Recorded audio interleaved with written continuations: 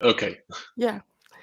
Hi, everybody. Good morning, good evening, good afternoon. My name is Vivian Acquah, and I am the Inclusive Workplace Wellness Advocate. And today is the last episode of Let's Humanize the Workplace for 2022. So, what I normally do each year is reflect.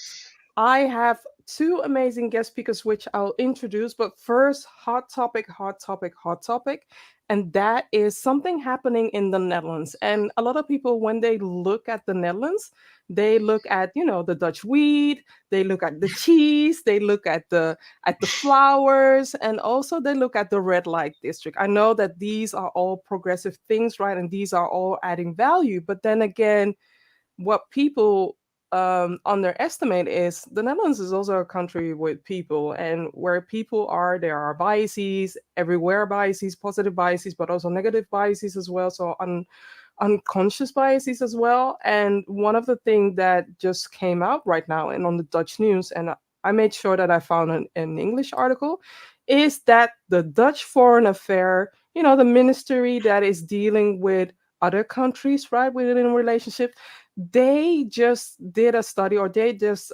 produced a study, or they came out with a study where racism is present.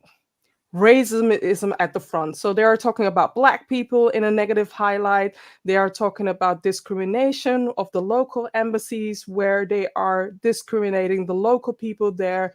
And it's such inhumane, it's such dehumanizing, and I want to bring that as a highlight. So know that tomorrow morning I will definitely share my 2 cents about what's happening, and also what we can learn from this, because I believe that an institution like the Dutch Foreign Affairs should be a role model and should example role model behavior, but instead they are exempling how to amplify racism. And I want to do that in a strategic way, delicate way, but I do need to say something about that because it's happening in my own country as well. So, yes, one of the reasons why I started doing this work had to do with the isms that I faced. And of course, I'm a Black woman where I face racism in different ways. And I just want to, shed light on this topic, and also want to have a good conversation about what's happening in the Netherlands. So for now, this is all for now. Now going back to, today's topic, and that is reflecting on diversity, equity, and inclusion 2022. Whereas I have the following guest speakers today. So I have Karen Miller, who is a DEI consultant who believes that embracing diversity and inclusion to create true equal opportunities for each one of us in the only way to grow as a person does as a company. And Jonny Camara is a coach who empowers leaders to embody their authentic style and create the conditions for individual and team effectiveness. So, welcome everybody. I always ask this question, and I know it's a question that may seem general, but every time that I answer this question, people always answer and surprise me. So I'm hoping to be surprised today as well. No pressure, no pressure. But let's start with you, Johnny. Why do we need to humanize the workplace? Hmm. It is a good question because I think there's different ways to actually come at it. I think there's like the business case, and there's also the human case. When I think we when I talk about like humanizing the workplace, what I mean is really trying to get people to bring their best selves to work. I really see that work can be a pathway for us to grow and develop as individuals, address some of our biases, our limiting beliefs, and actually work through them and achieve much more than we ever could before. Um, so I think that's also the human case, but from a business perspective as well, I really believe that if we can help people feel more safe at work, then they will show up more authentically. And I think this is a key thing for us to create like psychological safety, which is Mm-hmm. a key um, it's a key ingredient to create more creativity as a whole, right? So I think there's a lot of research out there as well that shows that um, people who feel more psychologically safe end up contributing better towards team outcomes. Yeah. So I think those are the two cases for me, the human case and the business case, I guess. I love that you're bringing up a topic about, or bringing out the topic regarding psychological safety, because it's a critical element that is needed to boost diversity and inclusion, but it's often missed and it's often being taken for granted. So thank you Mm, for highlighting that. I know that a few weeks ago, I think that you also shared a topic or shared a post regarding psychological safety, and this cannot be highlighted or emphasized enough that if you don't provide that safety, yet you are installing DEI training, DEI programs, even ERGs, and people don't feel that safe, nothing will happen. Yet mm, again, people are walking away, your turnover will spike, of course, and people won't enter the company. So make sure that everybody is aligned when it comes to psychological safety, but also understand what it means to be psychological safe. So thank you. mhm, Karen. Yeah, going a bit in the similar direction as Jonny Mhm. before, I think just from a business point of view, for me, in the end, it comes down to the company performance, Mhm. because that's really what we're looking for within the organizations. And in order to get the best performances out of the human workforce, we need to be able for them to, as Jonny said, within the safe spaces, they need to feel respected. They really need to be valued, because if they are able to, have that, then they will be more engaged. They will be Mhm. more productive. With being more productive, they're going to stay within the environment. So as you mentioned, Vivian, employee retention, you're going to get the best talent. So for me, it's all a bit of a chain reaction. Once you've truly humanized the workforce and ensured that you understand that every human has different needs, Yep. and you really provide for those needs as best as possible within the organization and within the work and the product and what you're doing, I think then you've got a really good chance to get this right and to foster the inclusion. Yeah. And also knowing that a lot of people are using the figures from, let's say, for instance, I know that Indeed has a workplace happiness index or a score where people can share, Mhm. what is it when it comes to belonging, right? What is it when it comes to inclusion, where they can see how people that have left the company are valuing that organization. And let's say if your score is, let's say, not a positive score, that will also hinder new talent from applying to your company. Know that different platforms are asking about the belonging, fact or figure. They are asking about how would you rate this company when it comes to inclusion? How would you rate this company when it comes to psychological safety? Even though it's one individual, if multiple individuals are sharing a similar number or a lower rate, it Mhm. does something to your company. So be aware of that as well. Thank you. And Yeah.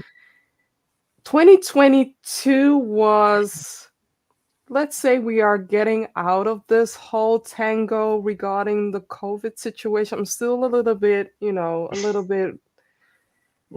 do you say it? A little bit careful, yeah. but it seems like business is going back to normal. And one of the things that I would say that is a positive thing is companies embracing flexibility more often, companies seeing that remote working is working. What is it for you, Karen? For me it's a couple of different things that I've experienced within my small bubble that Mm-hmm. I've been working in this year. And I think one of the things that I can say from my point of view, what I really liked is, number one, it's still very high on the radar of the organizations. I think that's a good thing, because I Mm-hmm. think after 2022, and I still have these conversations where, is it just a hot topic at the moment, or is it going to be something sustainable, and we're going to get it more systematic, more standardized, to really include it within a business strategy and take it out of a niche where it is still in some countries or in some organizations. So for me, that is a really good starting point.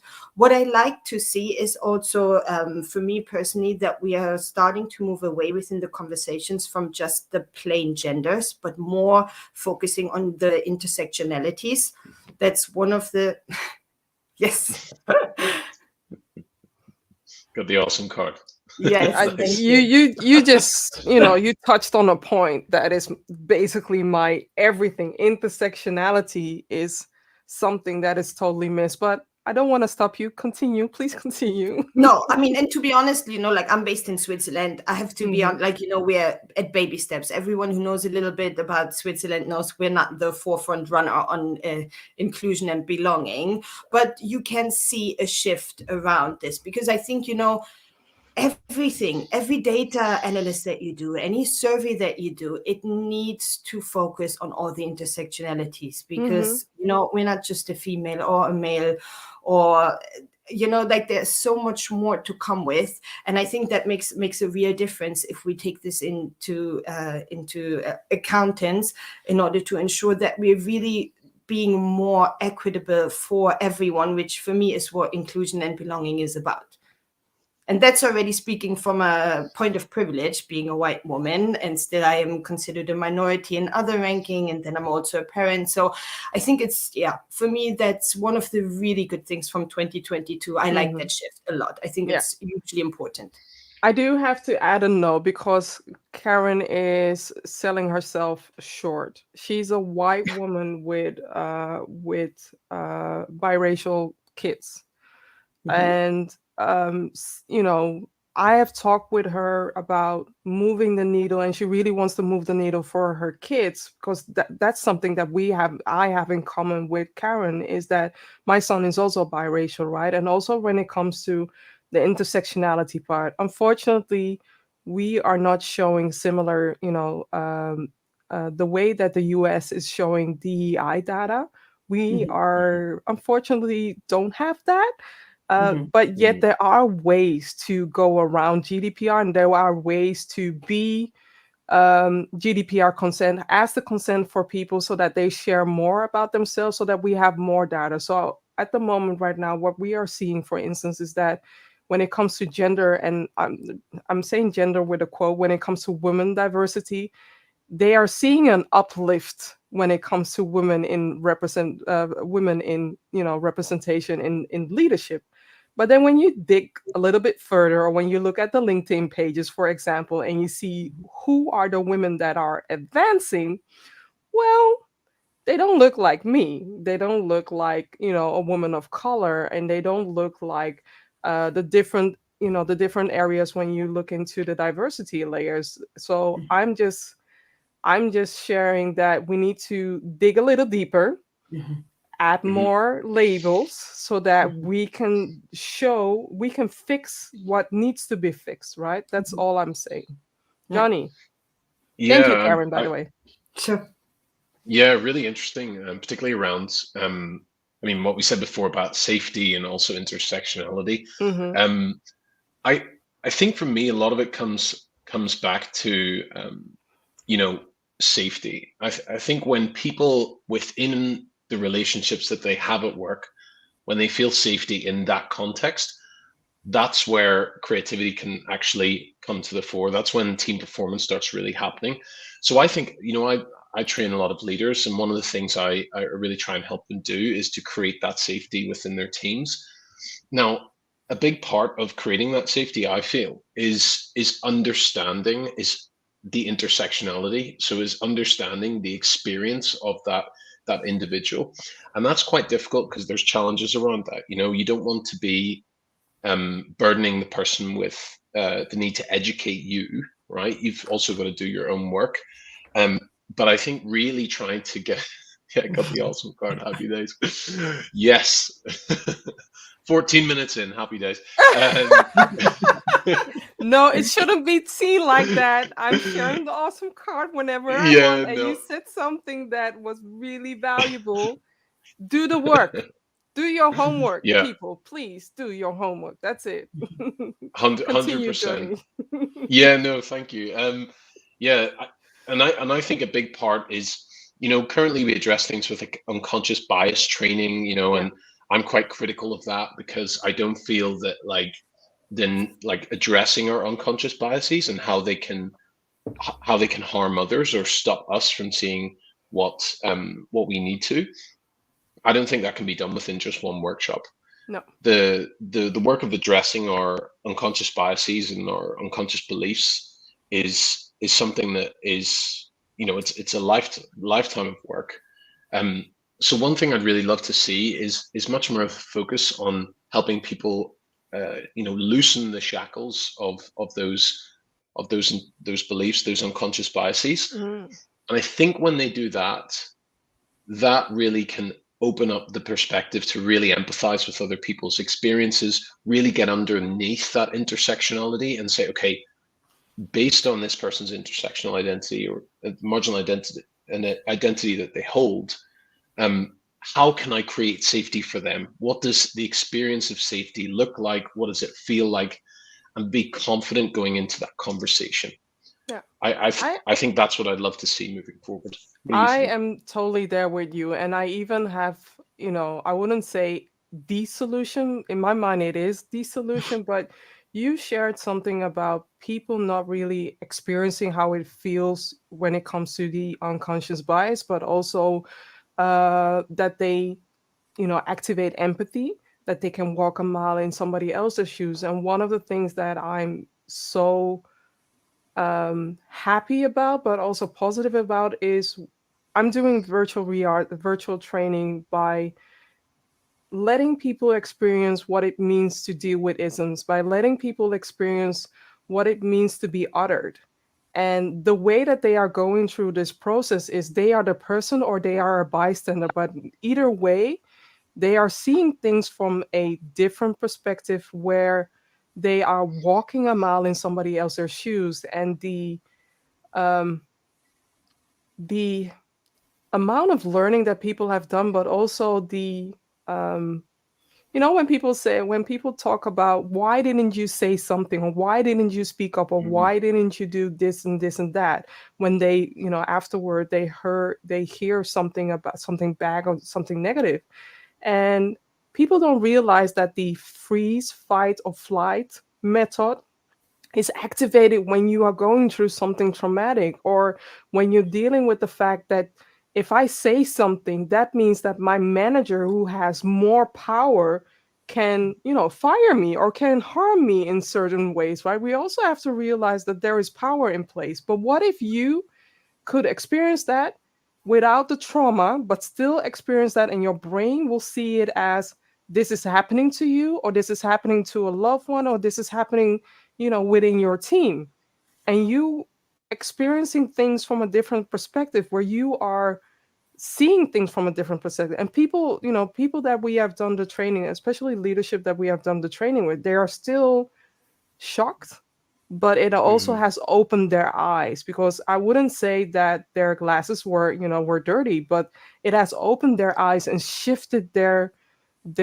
way of thinking into what can I do to elevate the conversation. And now I realize that even though my intentions were good, I realized the harm that I did.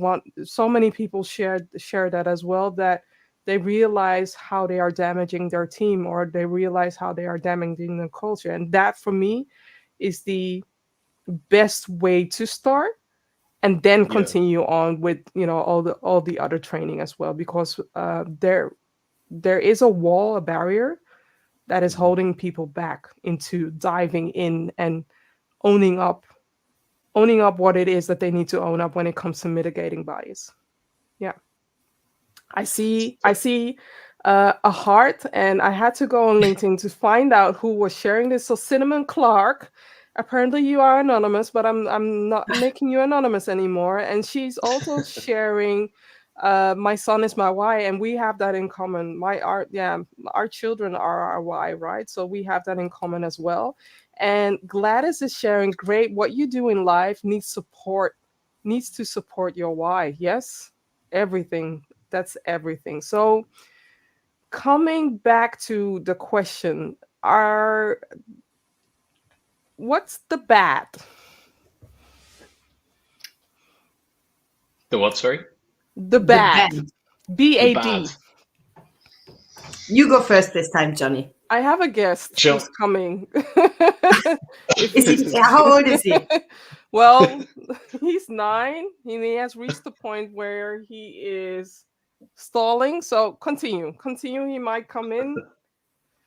Okay. We'd love to see him. He's coming. Hi, Hello. Orlando. This is Orlando. Hi, Orlando. Hey, Orlando, nice to meet you. He How are doesn't you? hear you. Ze vragen hem, how are Because you? we have a headset on. That's right. Oh, How yeah, are that's you? right. Yeah. He's just waving. He's sharing Good. good. Yeah. Super. Amazing. Super. I You love your ready? hoodie. Hij vindt je hoodie leuk. Let me say goodbye because it's bedtime for him. Yes? Good. Doei. Rusten. I love that. Yes. He's your why. Definitely. From day one, he is my why. So definitely he is my why. And I want to change the world. I want to change this for him and also for all the other kids that are from the same generation as well. So yes, but Beautiful. we are going back to the bad. What is something that you would define as a bad? And know that the ugly is also coming, right? So just what would you define as the bad? The bad. So I'm seeing, I think we talked about intentions earlier, actually, and Yeah. I'm still seeing a lot in the kind of area that I'm in Germany. There's a lot of sort of tick box exercise DNI going on, which I think is kind of problematic for a number of reasons. Again, I'm very interested in the individual experience of work, and I know that sometimes when someone from a certain identity, is part of a marginalized identity, then joins a company where there's no work kind of being done, just even getting up and going to work every day can be such a challenge because you're not seen for who you are, right? So we can forget about safety, we can forget about creativity, we can forget about performance if that is the case. Forget about the revenue that the company could make. Exactly.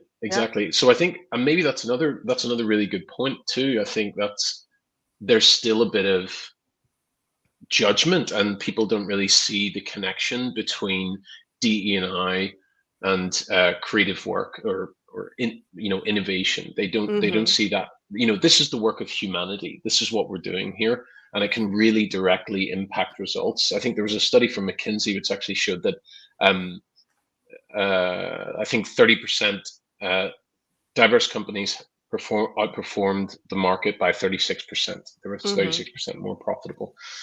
So the research is there. So I think really that part is just about addressing some of the resistance and going from tick box to real systemic change. That's what it is for me. While you were talking, I was thinking about, okay, people want a business case, right? And there are so many business cases, but one of the things that while you were talking, I was reminded of Rihanna. Rihanna did not only set up one company, she set up 2 brands, Fenty and Savage by Fenty Savage or Savage by Fenty. People forgive me, I'm not a Rihanna stan, I'm more a Beyonce lady, but still, Rihanna set up 2 companies.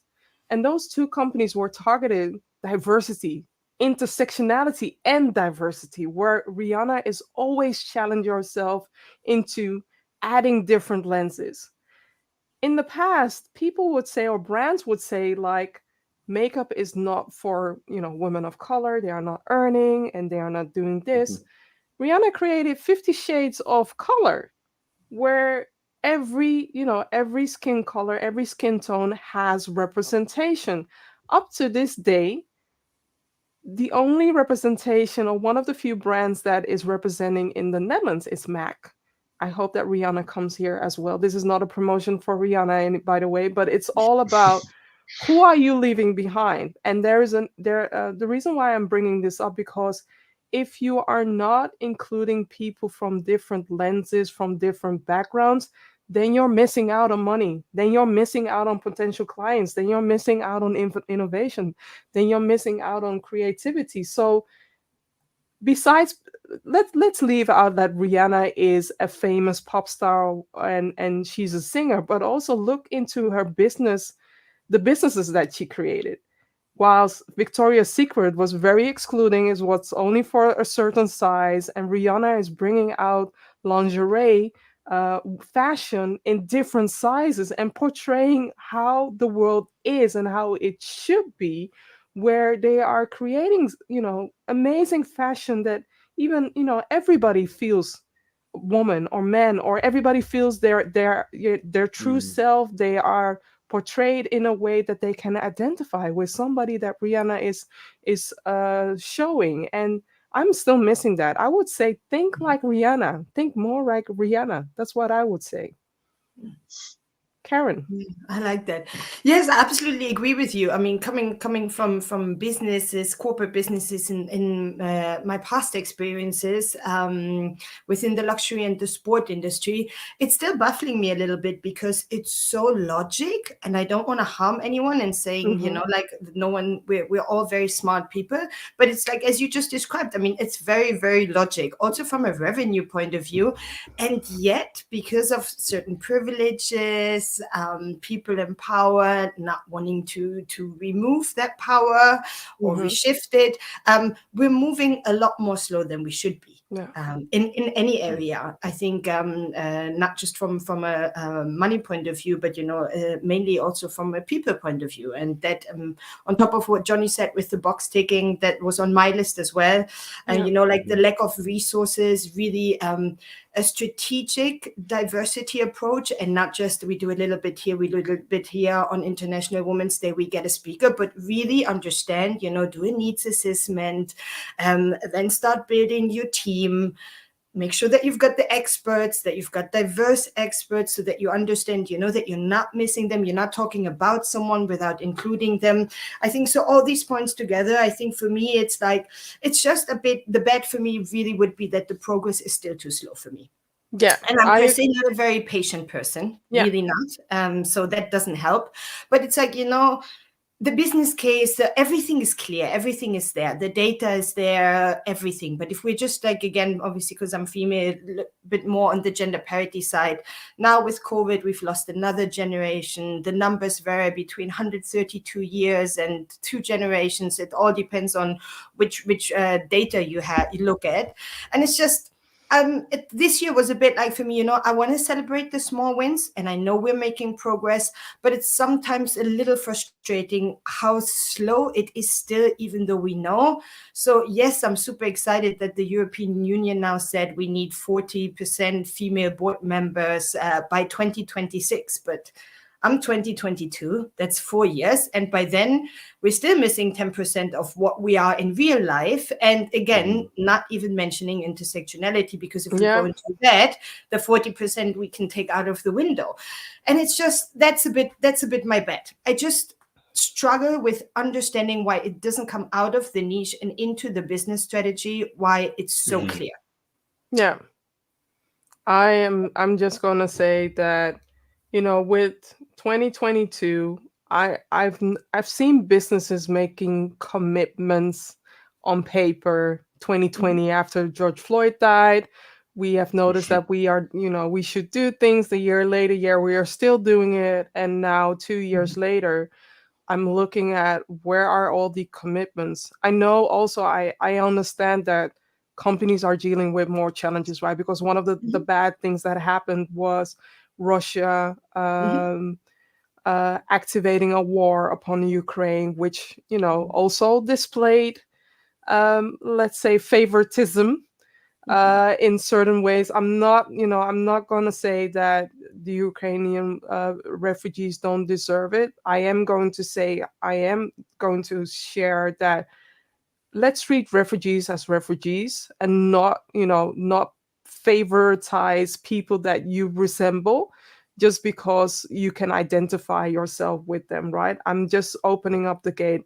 Treat refugees as all refugees as the same, and also open up your hearts, because it's not easy to uproot yourself and walk away from everything that you love and everything that you have known for all the years, just because it's a war, just because it's unsafe. So also to that point, walk a mile in their shoes, and I know that you will hate it, because doing that, it's terrible. What I'm seeing in Iran is totally bad. They are now slaughtering people live on television.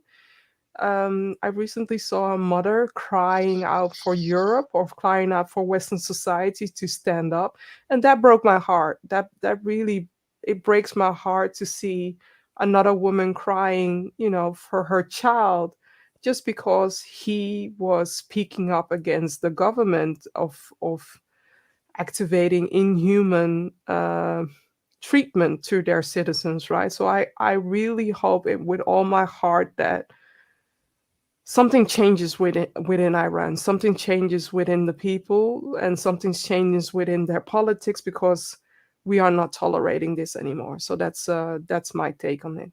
Yeah. Yeah. Yeah, and I really, absolutely sorry, agree go with ahead, you. Karen. Yeah. Sorry, Johnny. And also, inflation. I know there's a lot of things that are also, like from a company point of view, are after COVID. I think it's been also quite challenging 3 years now throughout in various areas. Yeah. Yet, I just think those two things cannot be mixed too much. I think it's still a lot of times a little bit of an excuse, because if you, and I mean, this, Vivian, the most out of 3 hours, probably, if you do the EDI work real, it's going to cause pain. It's not an easy process, so I just think a lot of people are also organizations and leaders are not too keen. And if something comes up, it's quite easy to leave this for another year. It's quite easy also to leave this for another year, but then again, legal risk, the costs related to legal risk and all the other things, right? The fact that the government has now shared, the Dutch government has shared about the racism part. It's opening up more gates about, let's look at our company. Is our company like that? I only hope that from all this research, because we love researching, right? We love sharing commitments. I hope that people are taking action, that people really can see, well, we need to change, or else within 10 years, if they don't do anything within 10 years, I don't feel safe to highlight, to other people, saying that, if they ask me, should I work there? I would say run. That's it. Johnny, you wanted to say something as well. Yeah, I think it's a very interesting time. I think it's important to look at it, at this work from the lens of the time that we are going through, and we are under extreme stress and uncertainty, more so than in the past years. And I think that does have an impact on how able we are to change. And this is the business of change, DE&I. And I think, if you think about it from an individual perspective, if you're going through extreme uncertainty and your life's sort of going up, you end up falling back on those old habits and coping mechanisms. And I think that's the same for organizations, just scaled up. It's the same thing. And I think what you're seeing right now, and this is probably part of the bad as well, is that a lot of layoffs are happening. And often it happens to the more junior levels in the organization. They keep people who are more senior.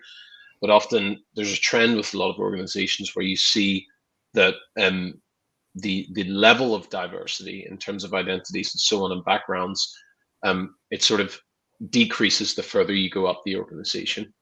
So in turn, then layoffs disproportionately impact the most marginalized people. And I think that's a problem that we're going to have to pick up again when the economy starts to pick up again. We're going to have to undo all of that as well. And I hope we can learn from that going forward. And also, people will remember, the famous quote from Maya Angelou: people will not remember what you said or not remember what you do. They will remember how you made them feel. And at the moment right now in the Netherlands, a lot of students who used to work in the travel industry and also in the hospitality industry, where they're saying, like, I'm not coming back. The way they treated me and the way they paid, and also when it comes to the pay, when it comes to inclusion, They have seen that there are different ways, or start up their own companies, or set up something else where they are being valued better. So I would say also take that back into the corporate domain, right? If your company is leaking talent and talent are not coming in, what does that mean to you for the future, right? And looking also at this year and next year, I understand that because of the inflation, because of the challenges, and also because of the energy, whole, the energy price, which I'm also feeling, by the way. I have my extra thick, extra thick sweater. Now the price is real in the Netherlands. It's very hefty, so I have to be, flexible regarding that. But anyway, I'm deflecting. I understand that there are financial challenges. However, think about when your company is dealing with a lot of exclusion, you're hurting in a way. You're hurting in your turnover.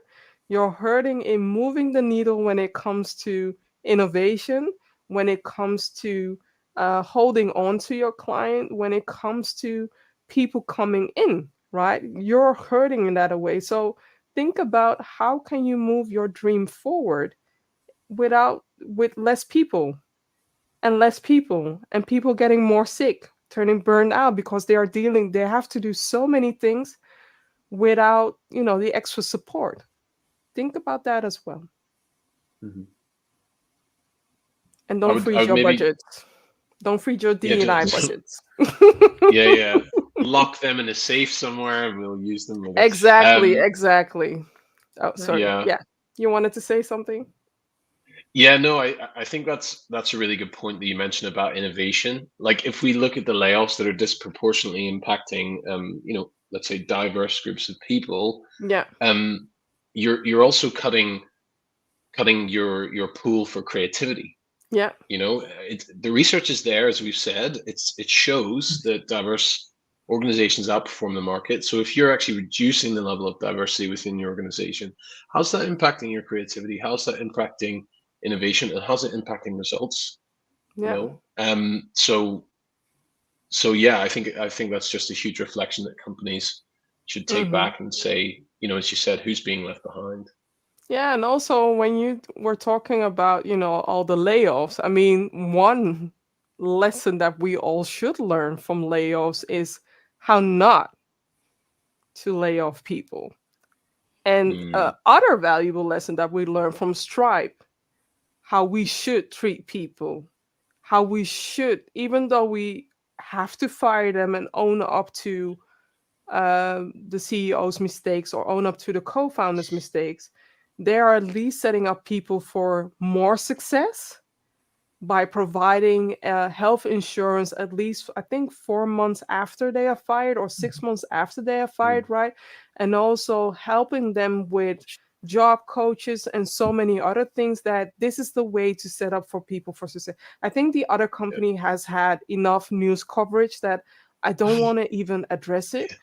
If you want to look into how to lay off people in a human way, Google Stripe, layoff letter, and see what is being said there, so that you can use that as an example to treat people in a human way. I know losing people or saying goodbye to them is not easy, but at least you can soften the landing.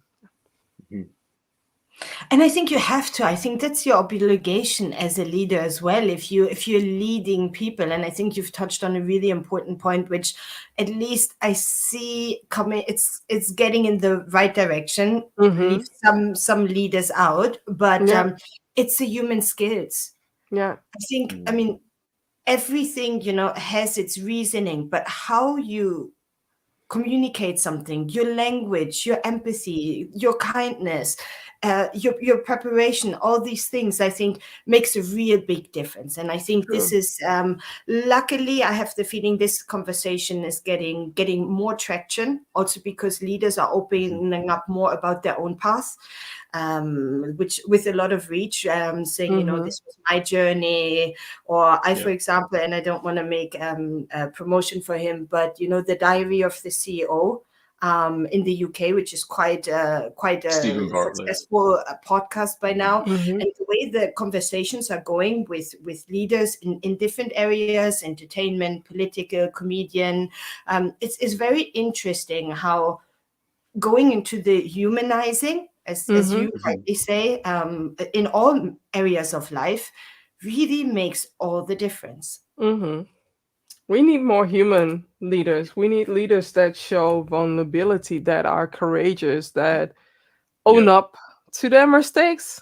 And I Yeah. know it's weird that we want to become the best of the best, but even creating a light bulb means that you have to fail at least 99 times. Mhm. Mhm. Even when creating a product, with Mhm. some products is you are failing. The value is, are you applying growth mindset? But yet again, we are punishing people when they are making a mistake, which could Mhm. be a valuable lesson, but we are not applying a growth mindset. Whereas Orlando, he already called his parents out at the age of 4, in a conversation when I was talking to his dad or my partner. He was just Mhm. like, that's a fixed mindset. So if a 4-year-old can call out a fixed mindset, there's so much hope there for us to activate growth mindset and do better and do better. Because Yeah. we need to stop punishing mistakes that could be valuable lessons as well. I Yeah. want to share, I know that this is Jennifer Douglas, and she is sharing true reflection and intentionality are key. So the ugly. And we are going to skip the bluebird because that's not, I mean, that's the ugliest of the ugliest, but it has already had a lot of attention already, so I'm going to skip that one. Um, what was ugly for Karen. you, Karen? For me, one of the ugliest is tokenism. Mm, Mm. Around EDI. mm, One of my favorite moments was the International Women's Day actually this yeah, year, where UK app, I forgot the name, forgive me. Basically, they had something coded and programmed that every time a UK company, a based company, was giving out their, we love the female co-workers and so on, they were going in the gender pay gap below that tweet, and it went viral everywhere, and it was so interesting to see on the reaction. And for me, very similar this year. I thought it was, for me personally, since I'm within the area, which is now since 2016, it's got to be the worst Pride months as well this year. I mean, that got out of control for me in June. I think I mean, I saw everything. And I mean, just now over the weekend, there was something again where there was a portrayal, all the companies who are the sponsoring the FIFA World Cup, yeah, and then yeah, Mm. what they did in June for Pride, yeah, and then with the host nation and everything. And it's just, that's and for that, social media is good because you get called out for that for now. But yeah, I think there, for me, the companies, you've got to do the work. I think you need to communicate. You can communicate. I think you can even use it as marketing to get attract talents and so on, but not if you've not done your work before. I think otherwise Mhm. you're completely losing all credibility, and to regain that is very challenging. yeah. So tokenism for me. I would say Yeah. I would agree with that because especially the one with the brands where brands were being shown, the Pride brands and the FIFA brand, what the whole thing regarding FIFA.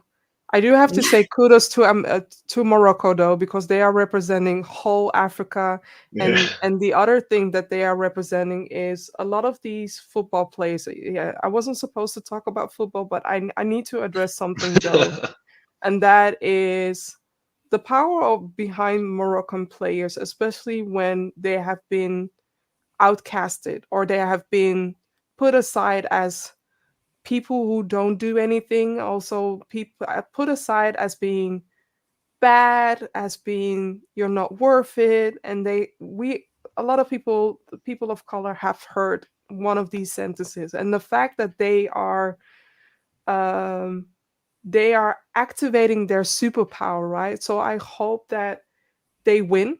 In my case, I would say they have to win because they are the underdog that deserve to win because they are not only winning for themselves, they are highlighting you must have seen the images where the football players are bringing their moms on the Yeah, that playing was cool. field, and that to me, it shows this is how the workplace should be, where you're honoring the older generation but also embracing the younger generation, and you are collaborating together and amplifying that. That's it. Yeah, it's your fault. Now I'm talking about football. It's your fault, Karen. But anyway, I'm bringing it That's back all right. to In my money. household, that's what we do a lot.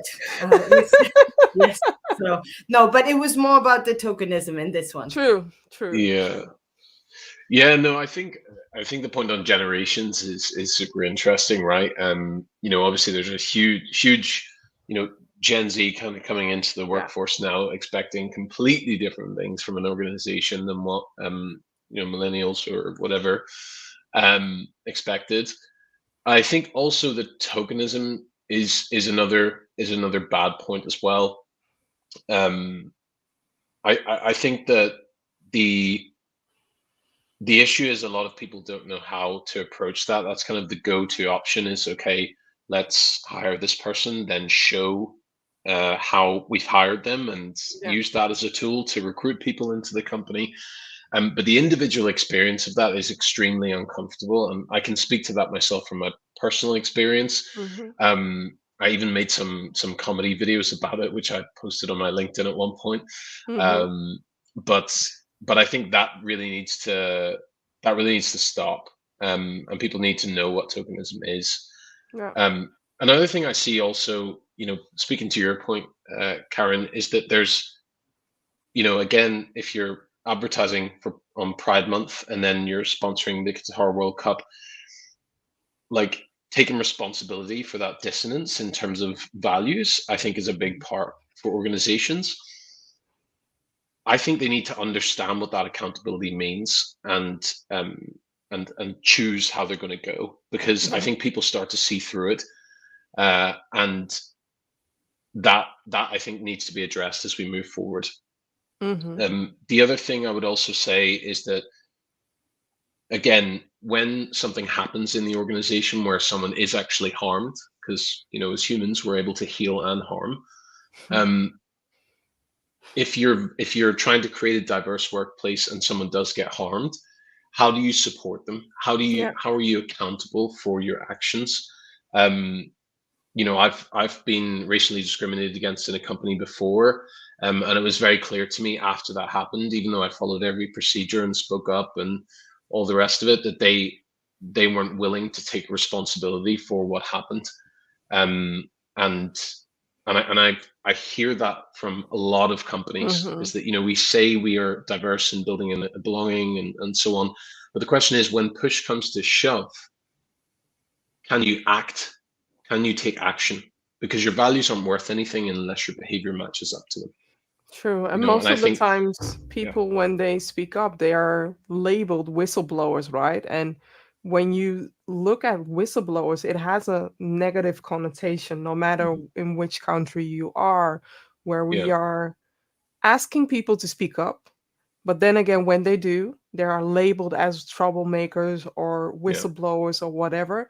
And most of the time they disappear, or they are asked to step down, or they are leaving, they are walking away. And that's something that we need to wonder why. Always ask when you're interviewing for a new job, for instance, who was there first? Who's the person? Can you have a conversation with that person? How did it feel, and why did they walk away, right? These are valid questions that you could ask instead of masking them.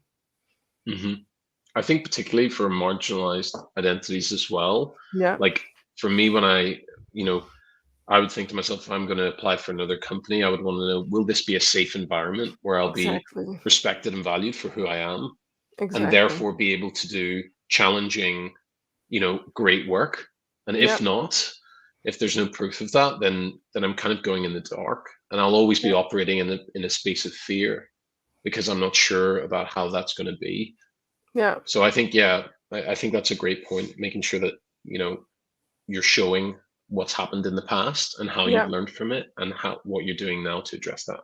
Exactly, because we have LinkedIn right now, we have Google search, we can do our own investigation at the moment right now where you should utilize that, because there's also always a why. Unless the function is new, then there's nothing to be said there. But always ask if you can have a conversation with the previous person who left. I think that's a valuable question that you should activate as well. And we are almost at the end, and I just want to say thank you. We're not leaving yet, but I also have to address my energy is different in the winter, and I'm noticing that it was a busy day, and I'm getting a little bit tired. But I do want to address this question, and that is, what is your wish for 2025? I know that 2023 is knocking on the door, but when it comes to humanizing the workplace and DEI, what do you wish to see in 2 years of now? Jonny. Everybody's looking at me like, I'd okay, love Karen to who? go first. Okay, Karen, that's fine.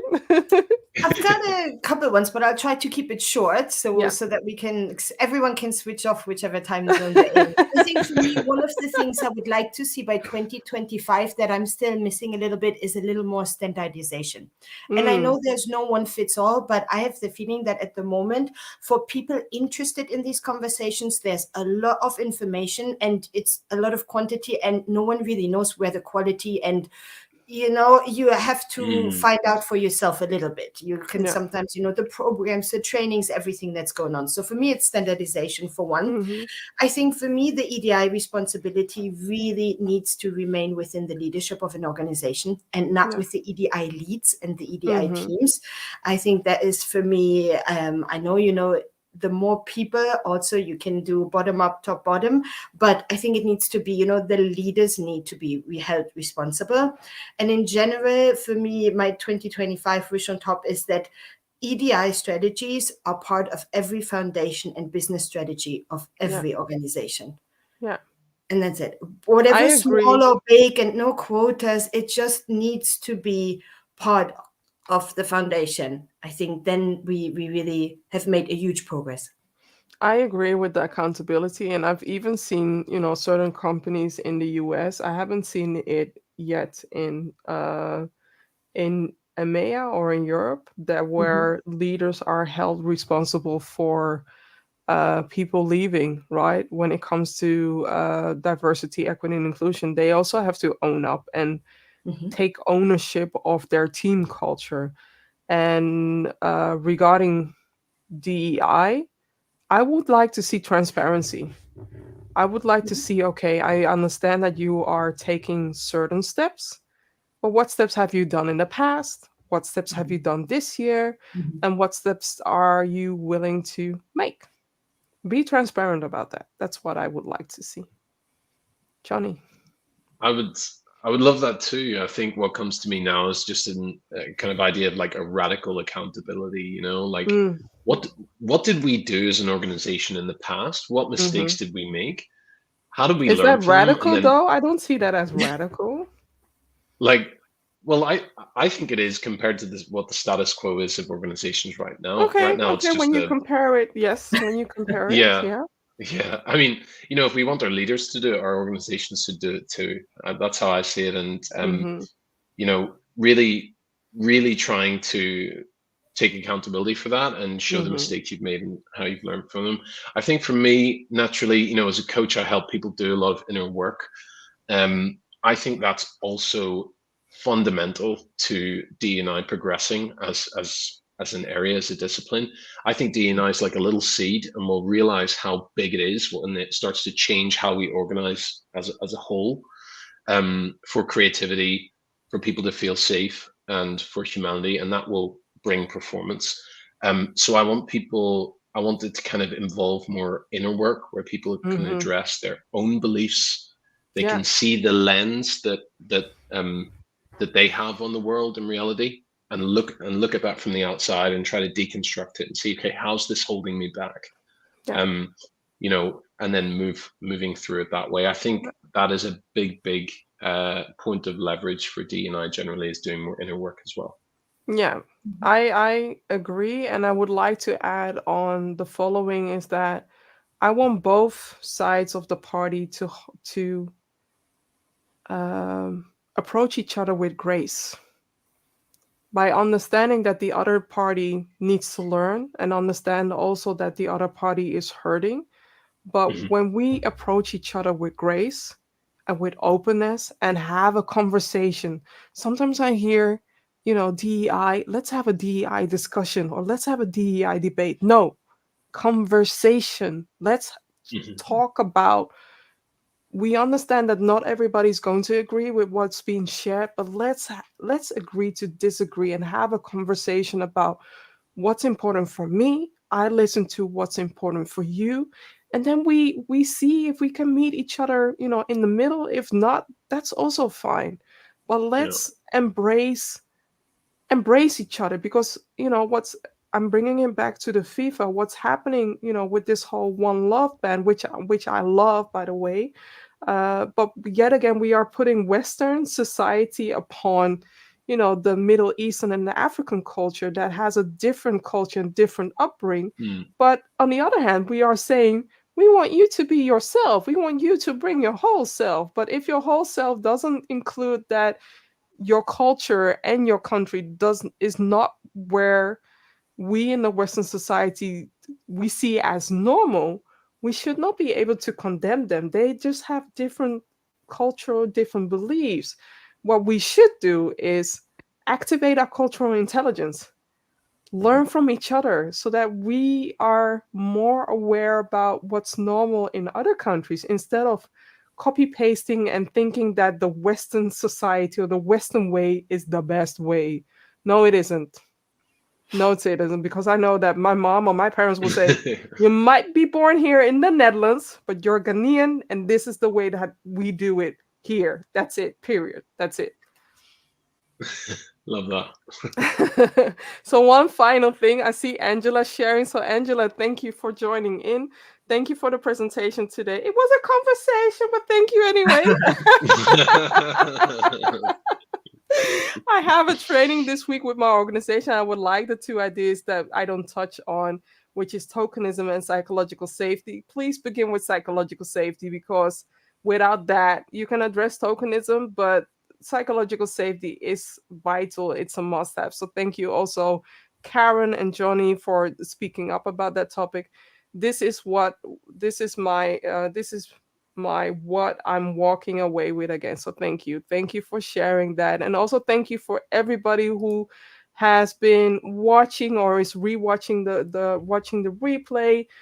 This year has been a inspiring year, has been an interesting year as well, and I'm hoping that next year will be better, that next year we will evolve and reflect to do better, what we need to leave behind, but also what we should be activating more.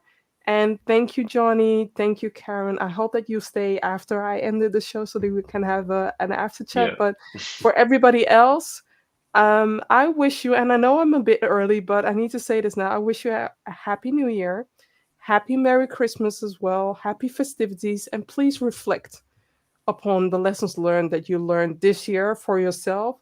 Do that every month, but especially this month, because I know that um, you have made some major milestones. It might seem small to you, but for some people, for other people, you have made major milestones. So please reflect. Take that moment to reflect. Write it down. Write it on LinkedIn, and or share it with other people as well, so that we look back, because that's very important to look back as well. So yes, Angela is saying conversation. Angela, don't mind me. I'm just being petty. I'm just being petty. And I don't know who this is, but thank you so much for joining here, and until next year. Bye everybody. Thank you. Bye, everybody. Thank you. Bye. Bye.